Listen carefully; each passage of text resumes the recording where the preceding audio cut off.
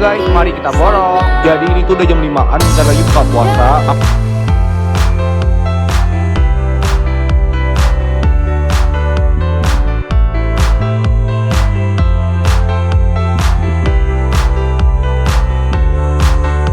Nggak sampai 5 menit abang ojol driver semuanya langsung datengin, sampai aku sama bapaknya kewalahan waktu jualinnya guys.